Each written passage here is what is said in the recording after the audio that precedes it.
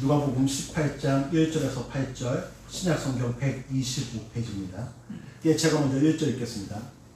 예수께서 그들에게 항상 기도하고 낙심하지 말아야 할 것을 비유로 말씀하여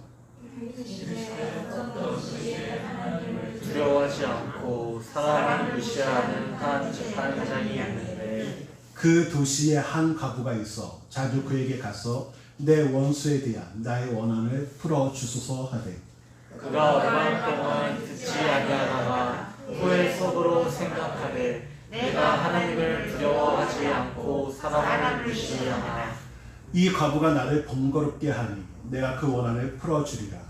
그렇지 않으면 늘 와서 나를 괴롭게 하리라 하였느니라. 주께서 이르시되 불의한 재판장이 말한 것을 들으라. 하물며 하나님께서 그 밤낮 부르짖는 택하신 자들의 원한을 풀어주지 아니하시겠느냐? 그들에게 오래 참으시겠느냐? 내가 너희에게 이르노니 속히 그 원한을 풀어주시리라. 그러나 인자가 올 때에 세상에서 믿음을 보겠느냐 하시니라. 아멘. 우리 좌우에 계신 분들, 앞뒤에 계신 분들과 사랑합니다 인사하겠습니다. 사랑합니다. 사랑합니다. 낙심이라는 단어가 있습니다. 이 단어는 완전히 지쳐서 모른 기억이 다해서 마음을 잃어버린 것, 마음을 놓은 것을 우리가 낙심이라고 말합니다. 왜 낙심할까? 낙심하는 이유가 무엇일까? 한번 생각해 본다면 우리가 가정에서, 직장에서, 내가 속한 공동체 안에서 사역이나 관계에 있어서 내가 마음먹은 대로, 내가 원하는 대로, 내가 계획한 대로 안 될 때가 있습니다. 그리고 그 가운데서 내 힘으로는 안 돼, 내 지식으로는 안 돼, 내 능력으로는 안 돼. 그 한계를 느꼈을 때 우리는 그 일을 할 수 없음에 마음이 떨어지게 되는, 낙심하게 되는 것입니다. 그래서 낙심하는 사람들이 하는 것이 무엇인가 하면 바로 기도입니다. 기도란 무엇인가? 기도는 신이나 절대적인 존재에게 우리가 바라는 바를 이루어지도록 바라는 것, 이것이 바로 기도입니다. 한마디로 정리하면 기도는 힘 있는 존재에게 도움을 요청하는 것이 바로 기도입니다. 그래서 사람들은 자신들이 믿는 신에게 가서 내 뜻대로, 내 계획대로 그 문제를 해결해내라고 구하는 것입니다. 그리고 그 신의 마음에 들고자 지극정성을 다하는 모습이 나타납니다. 우리가 잘 아는 심청전 이야기가 있죠. 폭풍을, 파도를 자신의 힘으로 어떻게 할 수가 없다 보니까 바다의 신, 용왕에게 정성을 다하기 위하여 사람을 제물로 바치는 그런 모습이 나타납니다. 성경에도 이와 비슷한 내용이 나옵니다. 하나님께서 요나에게 니느웨로 가라고 했는데 다시스로 가죠. 다시스로 가는 요나가 탄 배가 풍랑을 만나게 됩니다. 이때 요나를 그 물에 빠뜨리는 모습으로 나타납니다. 또한 몰렉신을 섬기는 사람들이 있습니다. 이 몰렉신을 섬기는 사람들은 자신의 자녀를 불에 태워서 제사를 지냅니다. 자녀는 가장 귀한 것을 얘기하죠. 그러니까 자신의 가장 귀한 것을 바로 신에게 태워서 드리는 이런 모습으로 나타납니다. 또한 우리가 잘 아는 바알과 아세라를 섬겼던 사람들은 자신의 몸에 상처를 내면서 이것이 신 앞에서 정성을 다하는 것이기에 상처를 내면서 제사를 드리는 모습으로 나타납니다. 그러니까 이들은 모두가 사랑하는 자녀를 제물로 드림으로 말미암아 자신의 몸에 상처를 내므로 말미암아 신에게 정성을 다해서 자신의 뜻을 이루기 위한 그러한 모습으로 나아가는 겁니다. 그렇다면 하나님을 믿는 사람들은 어떻게 기도하는가? 성경에도 하나님께 도움을 구하는 기도하는 내용들이 나와 있는데 몇 가지 살펴본다면 엘가나에게는 한나와 브린나라는 두 아내가 있었습니다. 이 엘가나는 한나를 더 사랑하는데 이 한나에게는 자녀가 없습니다. 그리고 브린나에게는 자녀가 있죠. 당시에 자녀를 낳지 못하는 것은 하나의 저주로 인정되었고 그로 인해서 이 한나는 괴로움이 있습니다. 자녀가 없어서 괴로운데 이 브린나가 한나에게 가서 막 괴롭게 합니다. 넌 자녀 없지? 난 있다 하면서 막 약 올리고 힘들게 하죠. 그러니까 이 한나가 너무나 괴롭습니다. 그런데 아무리 자녀를 갖고 싶지만 자녀를 가질 수 없기 때문에 하나님께 가는 겁니다. 하나님께 가서 하나님 나에게 자녀를 달라고 자녀를 얻게 해달라고 하나님께 간절히 도움을 구합니다. 하나님께서는 한나의 기도를 들으시고 사무엘이라는 그런 자녀를 주십니다. 또한 모르드게와 에스더라는 사람이 있습니다. 이들은 하만의 계략으로 인해서 이스라엘 민족 전체와 함께 멸절당할 위기에 놓였습니다. 이때 모르드게와 에스더는 이스라엘 온 백성과 함께 3일간 금식 기도를 합니다. 하나님께 도와달라고 제발 살려달라고 기도를 하죠. 그 결과 어떠한 일이 벌어지는가? 오히려 하만과 그 족속이 멸절당하는 역전 드라마가 벌어집니다. 우리가 잘 아는 다윗이라는 인물이 있습니다. 이 인물도 참 고난이 많았던 사람입니다. 도망자 신세를 참 오랫동안 경험했죠. 그가 왕이 되기 전에는 왕이었던 사울로 인해서 죽을 위기를 여러 번 겪게 됩니다. 그래서 다른 나라로 망명까지 가면서 도망다니는 모습이 나타납니다. 왕이 된 이후에는 그가 사랑하는 아들 압살롬이 반란을 일으켜서 아버지인 다윗을 죽이려고 했기 때문에 그는 또 도망자 신세가 됩니다. 우리가 도망할 때 어디로 가는 것이 가장 안전한가? 그 힘이 미치지 못하는 것. 그래서 견고한 성이나 산 깊은 곳으로 도망을 갈 때가 많죠. 사람들은 다윗에게 요새로 피하십시오. 산 깊은 데로 피해야 됩니다라고 말합니다. 그런데 다윗은 무엇을 말하는가 하면 내가 피할 분은 하나님이시다. 나는 하나님께 피하겠다라고 말합니다. 시편 9편에 보면 이런 고백이 나옵니다. 여호와는 압제당하는 자의 요새이시오 환난 때의 요새이시로다. 여호와여 주의 이름을 아는 자는 주를 의지하오니 이는 주를 찾는 자들을 버리지 아니하심이니이다. 다윗은 하나님은 자기를 찾는 자를 버리지 아니하시고 도와주신다라는 믿음의 확신이 있었습니다. 하나님은 내가 하나님을 찾을 때 나를 버리지 아니하시오. 외면하지 않아. 하나님은 나를 받아주시고 나를 도와주셔. 그래서 다윗은 하나님을 아는 자는 하나님을 믿고 의지할 수밖에 없다라고 고백합니다. 그리고 그는 힘들고 어려울 때, 고난의 때가 있을 때마다 누구에게 가는가? 나의 피난처가 되시는 하나님께 가서 도움을 구하는 모습으로 나타납니다. 그렇다면 하나님께 도움을 구하는 자, 하나님께 기도하는 자는 낙심하지 않는가라는 질문을 한번 던져보게 됩니다. 기도하는 사람은 낙심하지 않을까요? 예. 기도하는 사람도 낙심합니다. 우리가 낙심하는 이유는 무엇인가 하면 노력했는데 그 성과가 나타나지 않으면 그때 낙심하게 됩니다. 아이들이 열심히 공부를 합니다. 왜 공부를 할까요? 시험을 잘 보기 위해서. 정말 열심히 공부를 해서 시험을 딱 봤는데 성적이 올라가면 다음에도 더 열심히 해야지 이런 마음이 생깁니다.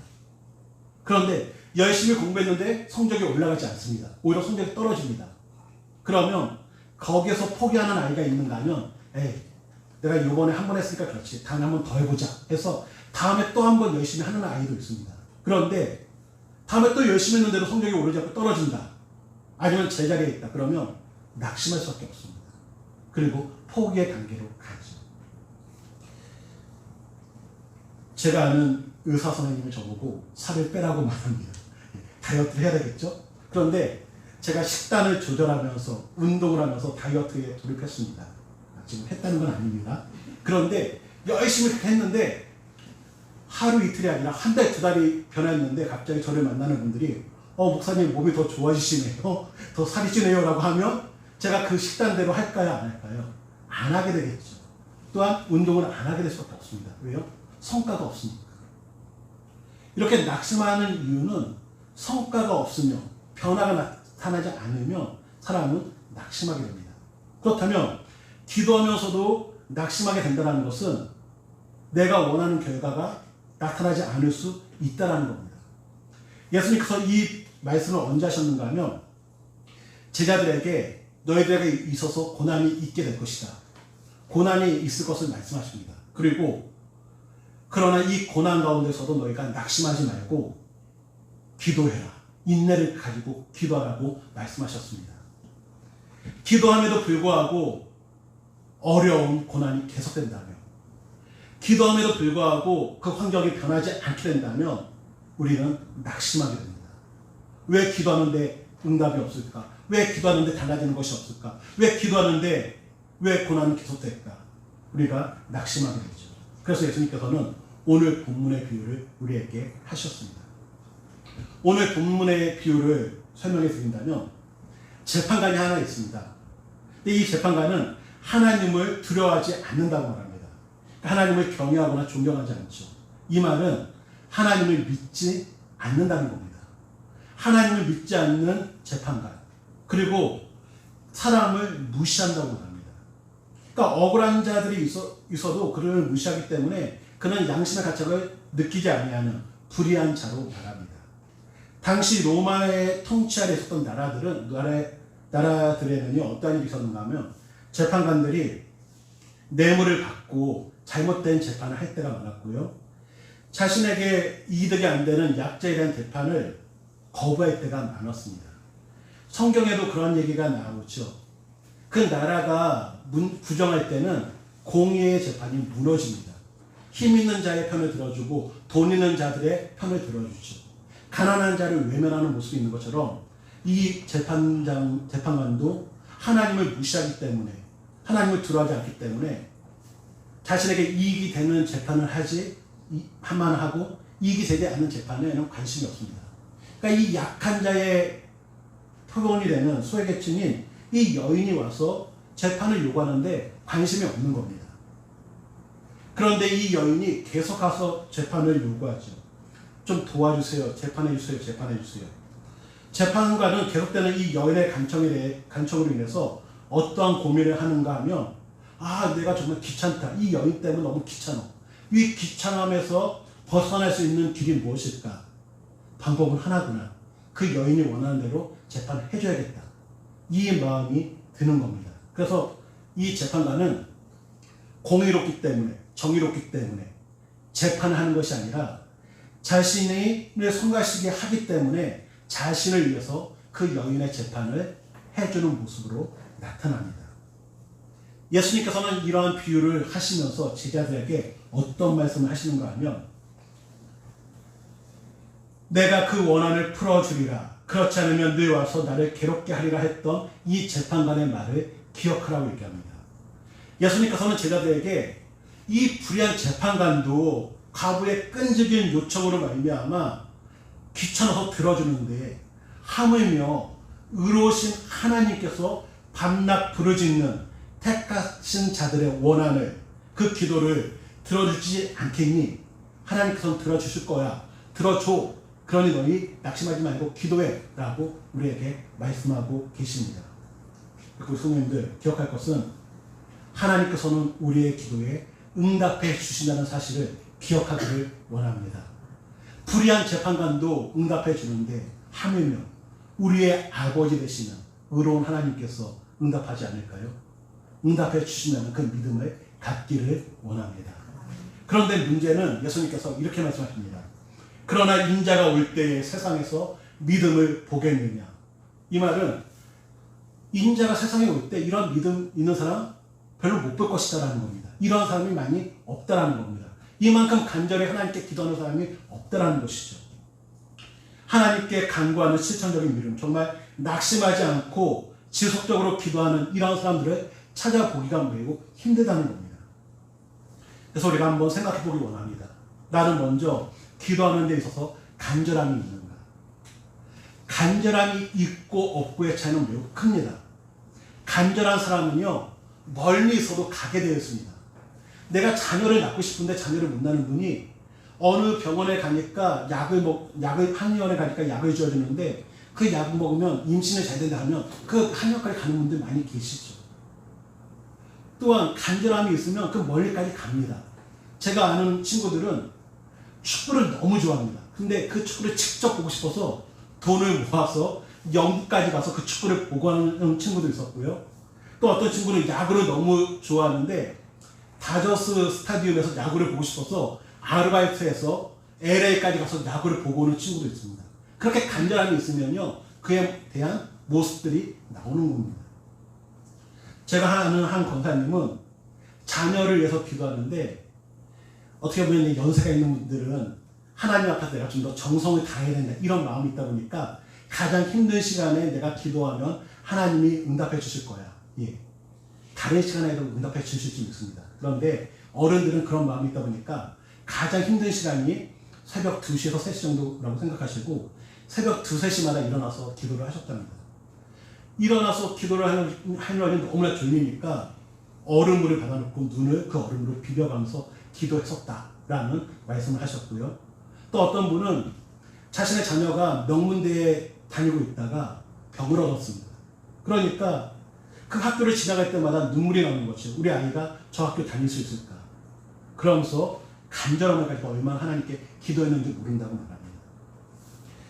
간절함은 매달리게 만듭니다. 우리 성도님들, 간절함이 있습니까? 정말 간절함이 있으면요, 무시당해도 다가가는 겁니다. 가나안 여인이 개취급을 받았지만 자신의 자녀를 살리기 위하여 예수님께 매달리는 모습처럼 우리에게 그러한 간절함이 있는가? 우리에게 간절함이 있는 은혜가 있기를 원합니다. 또한 나는 정말 하나님에 대한 신뢰가 있는가?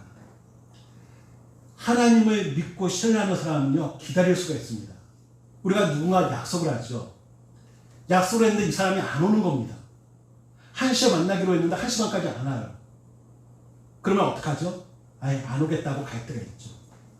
그 대상자가 누구이냐에 따라서 5분을 기다리고 가는 사람이 있고 10분을 기다리고 가는 사람도 있습니다. 어떤 사람은 1시간, 2시간이 돼도 기다릴 수가 있는 사람도 있습니다. 그 사람은 절대 약속을 어길 사람이 아니야. 그런데 지금까지 안 오는 것은 사고가 났던지 아니면 분명 무슨 이유가 있을 거야. 이 사람은 분명히 올 거야 하면 기다리는 것이죠. 신뢰하면 기다릴 수가 있는 겁니다.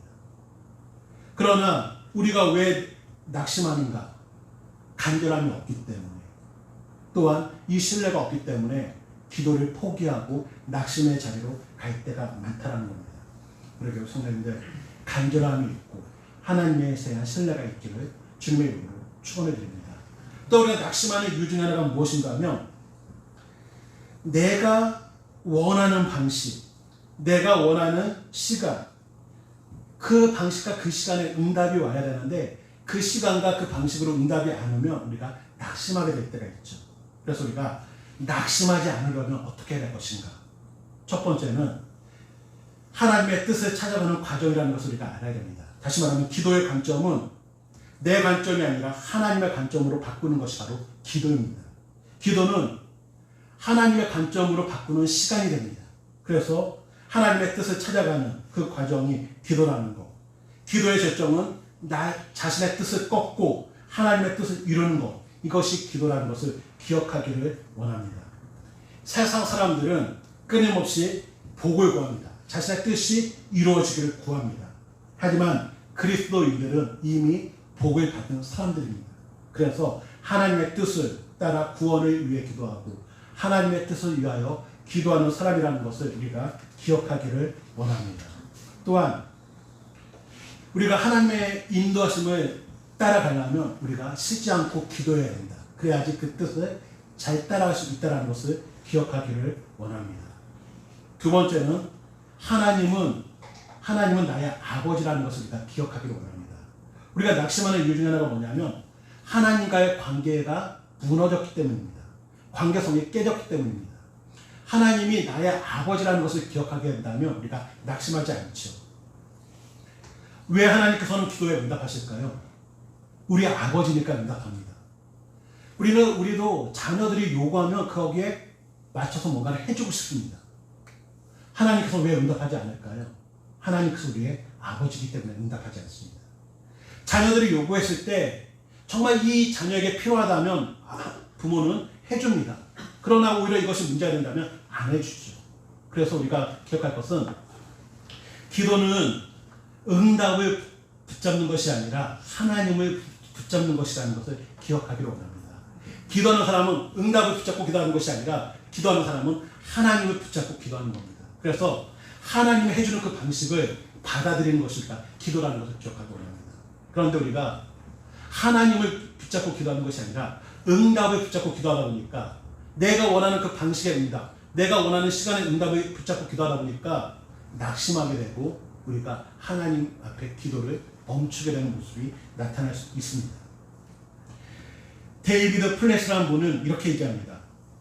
기독교가 그저 매주 반복되는 종교 행사에 불과하다면 굳이 기도할 필요가 없다. 기독교에 아무런 위험이 없다면 굳이 기도할 필요가 없다.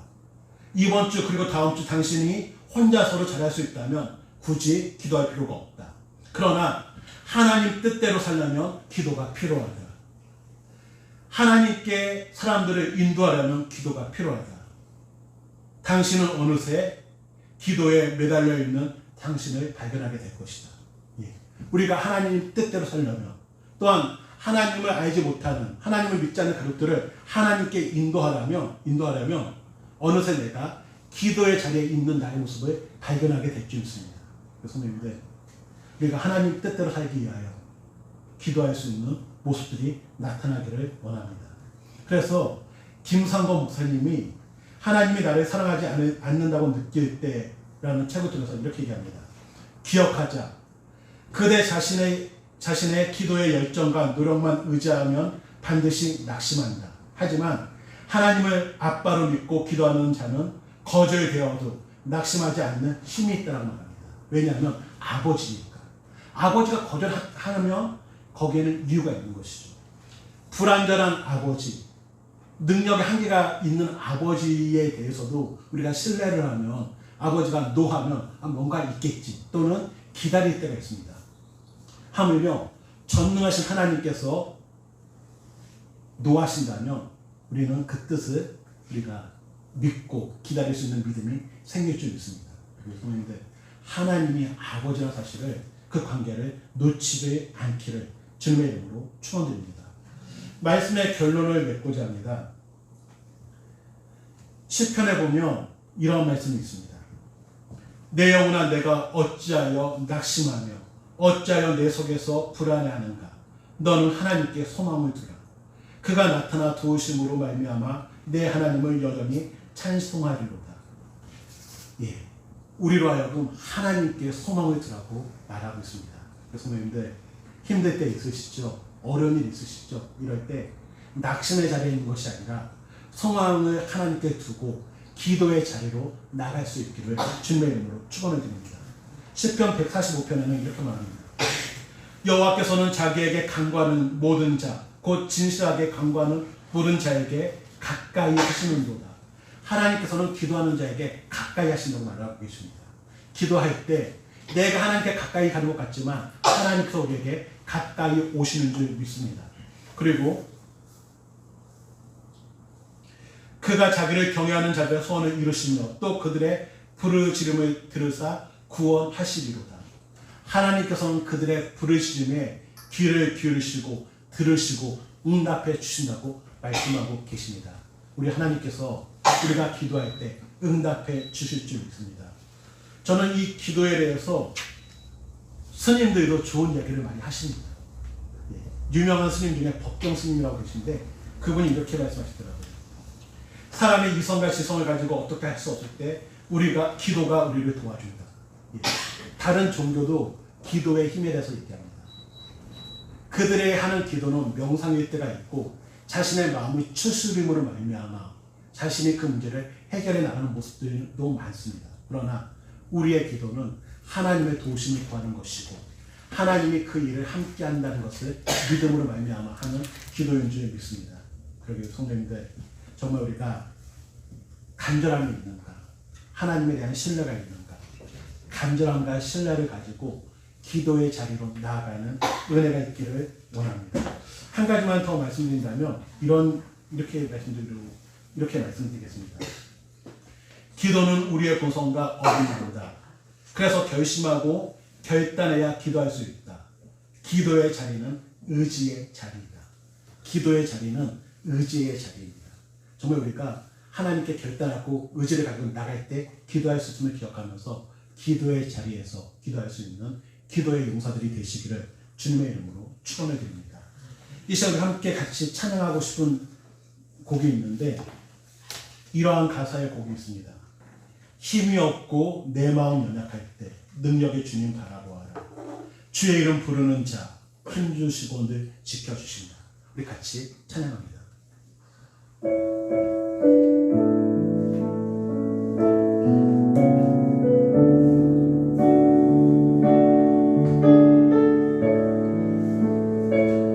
힘이 없고 내 마음 연약할 때 힘이 없고 내 마음 연약할 때 능력의 주님 바라보아라.